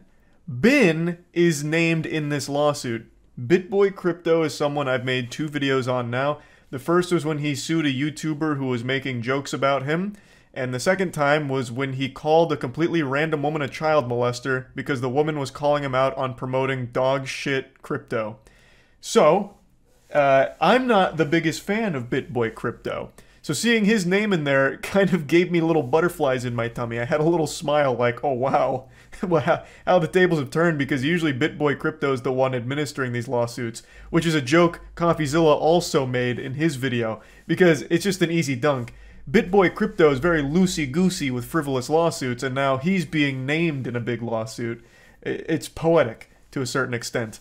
But I'm going to have to go to bat for him, because BitBoy Crypto, as pointed out by Coffeezilla, was actually one of the very few financial channels who started calling out FTX before they even collapsed. I know, I couldn't believe it when I heard that either. I didn't think I was even in reality anymore. I thought I got trapped in a Naruto genjutsu. The odds of BitBoy Crypto offering good advice are incalculably low. It's almost impossible. It's like almost as impossible as fucking Netflix's Big Mouth telling a good joke. BitBoy Crypto's entire career is built upon offering the worst crypto investment advice into these absolute dogshit moonshot coins that almost always lose his audience money. And yet, in this specific case, he fucking nailed it. He got it right. According to Coffeezilla and his research, Bin had actually made a handful of videos letting people know that they need to get out of FTX immediately. That it's toxic, it's bad, and shit's not looking good, it's evil, this and that. And he was absolutely right. I mean, even a broken clock is right twice a day, as they say. And Bin absolutely hit the nail on the head. He pinned the tail right on that donkey. He was telling people like a month before the collapse even happened that they need to pull out now. And still, he gets named in the lawsuit here. As you can imagine, a lawsuit like this is a reputational stain for all of these YouTubers because people look to them for financial advice. And now their credibility has been fucking slammed. It's been slapped by this. Because they were shilling a fucking scam, basically, that lost a ton of people money. The big issue is they weren't just talking about FTX positively because they wanted to talk about FTX organically. A lot of them were being sponsored to talk about FTX and promote it. In fact, some of them even had a podcast that was sponsored by FTX. It's now been deleted, of course. They buried that as far into the soil as they could. But they were being paid to shill FTX, which of course gave FTX access to even more victims. It brought more people to the slaughterhouse here and completely butchered their finances when FTX inevitably crashed. So now let's start eating the meat to get to the bone. It's targeting financial YouTubers. I think you can probably imagine why. Financial YouTubers are looked at as experts in this kind of subject matter. Promoting FTX gives the perception to the audience that they've done their due diligence. They're working on the assumption that this financial YouTuber is a trusted source when it comes to this kind of information, so this product, which fits right in that wheelhouse, must be something legit and safe because this financial YouTuber is talking about it and feels comfortable enough promoting it. It's probably legit. They're viewed as experts, thus when they're doing an FTX sponsorship, it makes it seem even more legit than if it was just some completely random goofball that has no knowledge whatsoever on anything like crypto. So that, to me, makes a lot of sense, But in CoffeeZilla's video, he talks to a real lawyer, Legal Eagle. Legal Eagle is an amazing channel on YouTube that I can't recommend enough, and Legal Eagle weighs in and says that he actually views this as kind of a meritless lawsuit. I'll do my best to break it down very quickly, but keep in mind I'm also a fucking idiot. So the first thing that the lawsuit needs to be successful is it needs to connect the endorser to FTX itself. But the people that were endorsing it, I mean, they're not employees of FTX, they're not agents, they're not directors or anything like that. And oh my god, I got something in my eye. Fucking Sam Bankman-Fried shot a dust particle right in my eye. And then the second main component is they need to have the endorsers be liable, kind of like privy to what was happening at the behind the scenes of FTX, which Legal Eagle argues is kind of factually odd because even if they're endorsing FTX, it doesn't mean they understand what's going on the inside of the company. They're not necessarily going to be given information that isn't available to the public. They're not going to automatically know more than what's publicly accessible to everybody else. So he fundamentally says that it's not the strongest case, and he doesn't think it's going to go anywhere, but it's going to be expensive for the YouTubers named in the suit to fight it. But regardless of whether or not the lawsuit itself is successful, the community of these channels is not super happy about this whole situation because a lot of them fell hook, line, and sinker into FTX because of their recommendations. In CoffeeZilla's video, he interviews one of the people here, and CoffeeZilla doesn't pull punches. I always very much appreciate that about his interviews. So here he does absolutely lay it down to get to the bottom of very important questions such as, are you going to give back the money you made from the sponsorships? And all of those things. And all of it's answered in CoffeeZilla's video. But one thing that's interesting about the person being interviewed here is that he puts the onus on the viewers that fell for it, not so much him. In fact, he makes it very clear that he doesn't feel responsible. He just feels bad that some of the people that lost all of their money for being irresponsible in their own personal way. He doesn't feel responsible for it, which I found very interesting. I agree with CoffeeZilla that the viewers look at channels like his and other financial YouTubers as experts in this field. So when they're recommending something like FTX, they assume due diligence has been done and that this is a trustworthy organization that they can put money into. And in the case of FTX, that couldn't have been further from the truth. Thus, their credibility now is completely in the shitter. And a lot of people lost a lot of money from this trusting these YouTubers, which is a big problem. And that's a point CoffeeZilla likes to make at the end of the video that I think is a very strong point. So overall, these YouTubers are being sued for $1 billion. It doesn't, from the sound of it, from the expert like Legal Eagle, it doesn't sound like they're actually going to lose a collective $1 billion from all of this unless some kind of crazy shit comes out. But regardless, it highlights a huge issue where they would promote this product without ever really bothering to look that deep into it, which isn't a problem that's exclusive to just these financial YouTubers. That extends to the broader platform of YouTube as a whole. And in fact, it's happened to me before as well. On the official podcast, we actually had a sponsorship slot for Robinhood. And even though Robinhood isn't like an outright scam or anything, at least not that I know of, they have done some unforgivably shady shit. And I still feel awful about that whole situation because they had like 5 slots on the podcast and I thought it was a good service, but I was kind of naive to think that. I am no Robinhood fan anymore after the multitude of scummy moves they've made. So it is something that has happened in other verticals of the platform, but in this case it is targeted directly at the financial YouTubers in the lawsuit, and it's a very interesting situation here that I'm going to keep my eye on to see how it all plays out. But anyway, just wanted to talk about it a little bit. That's about it. So yeah. A class action lawsuit has been filed against PlayStation for nearly $6 billion by a consumer champion named Alex Neal. Now, I'm not Saul Goodman, but if I was, I'd start planting cocaine right now because this is a huge lawsuit that's going to need a miracle to win, I think. I'm not an expert here, but it does seem like this lawsuit's got teeth, and they're coming at Sony's throat. 6 billion clams. 6 billion barnacles. You know how much I love wackiness. I love wackiness more than Bubble Bass loves Krabby Patties, and this lawsuit's got me hyped. Now, this lawsuit is proudly brought to you by PlayStationYouOweUs.co.uk, which is a beautiful website name. Like, that's pretty aggressive. It reminds me of like a Roblox petition to get their V-Bucks back or something. But this was a site where people would sign up who felt wronged by Sony, and Alex Neil is the class representative. And on the site, there's a 5-point breakdown that talks about why they're trying to steam PlayStation's ham.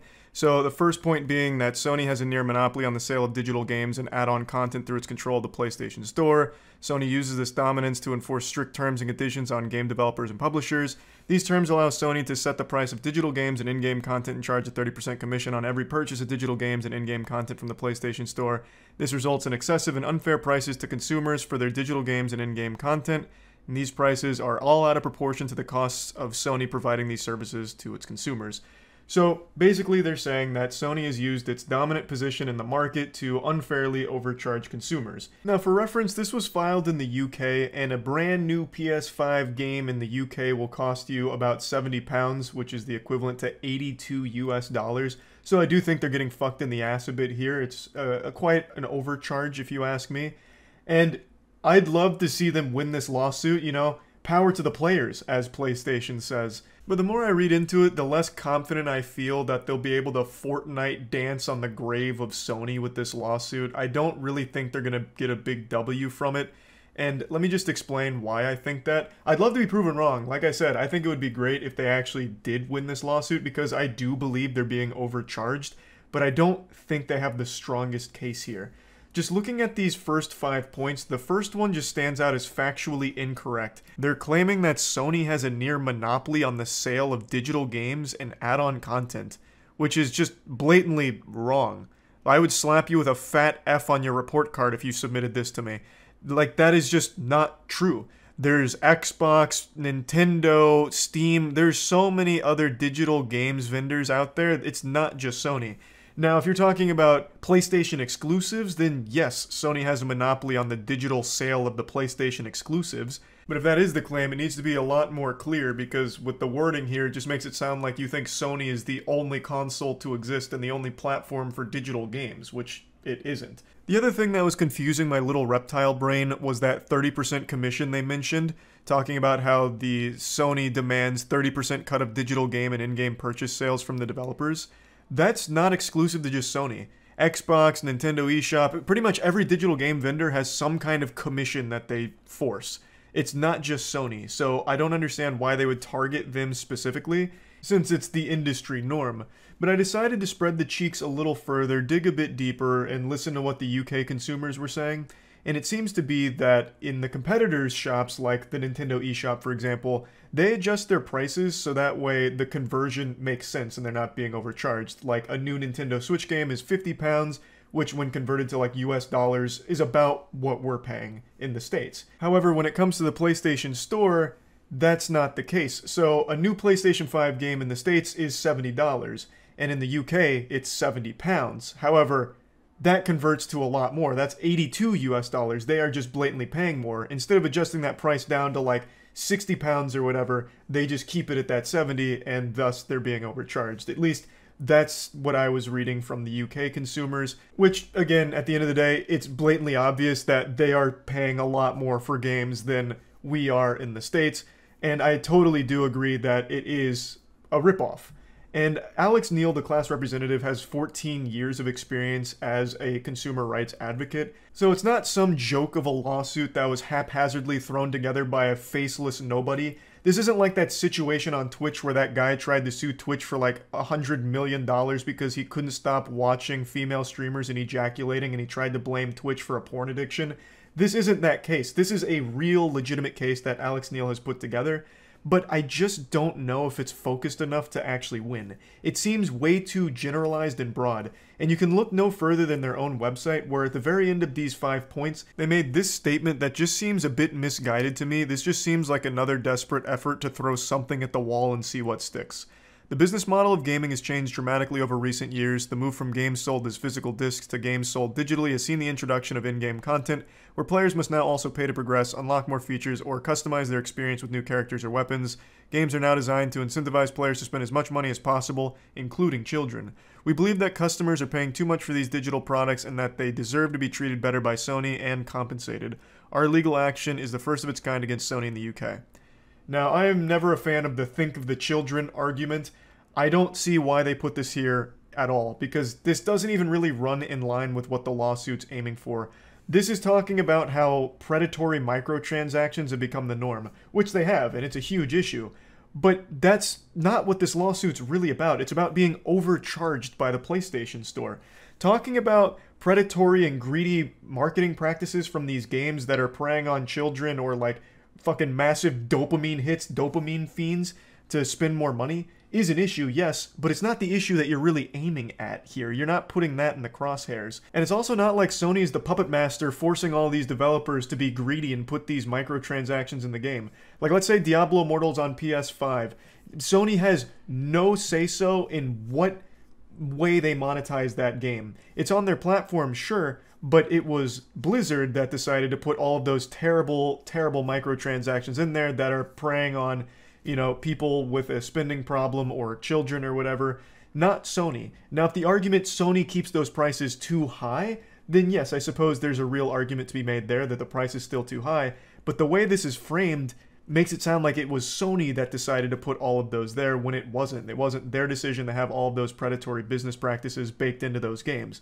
That was the developers. I just don't really get why it's mentioned here, because let's say Sony brings the price down so that way it's more fair across the board, where, you know, if you're buying a microtransaction in a game in the UK, it costs exactly the same as what it costs me to buy it in the States.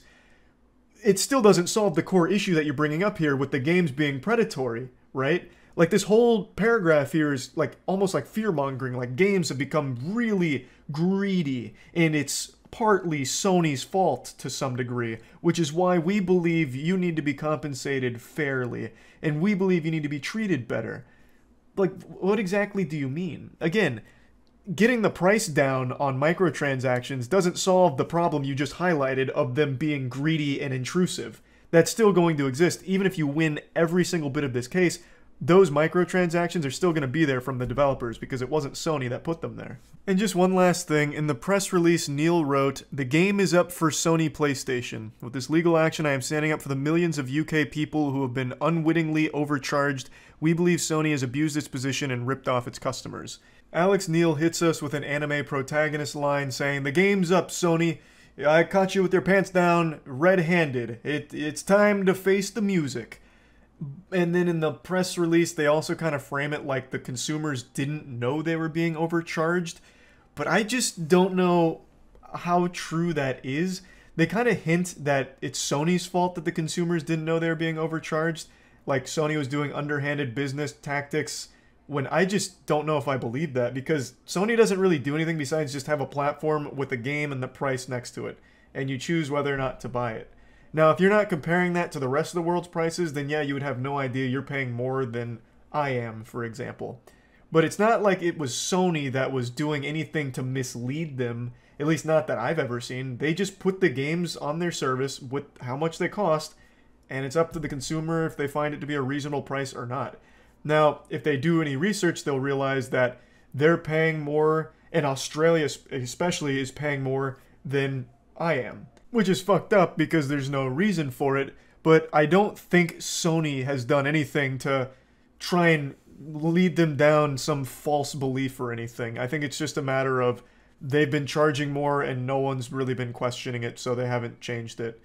And that's it. They haven't really been doing any kind of like propaganda to try and fool people into thinking that, you know, everyone's paying the same thing. And now that people are waking up to them being exploited, I think it's great that they're, you know, upset about it, because I don't think it's right. I don't think they should be paying more for no reason for the same game. It doesn't make any sense. But I just don't really like the way they talk about it in the press release, because they're putting that onus on Sony. That it was, you know, them keeping people in the dark when it wasn't. They just put the games up and that was it. But anyway, overall, I really do hope they win this class action lawsuit, and hopefully the prices do change because, like I said, it's a whole bunch of baloney that you're paying significantly more money for the same game in the UK, Australia, wherever else. It doesn't make any sense. There's no reason for that. So hopefully this does bring about positive change, and wishing them the best of luck. I just wanted to bring this up because this is a big lawsuit. That's about it. So yeah.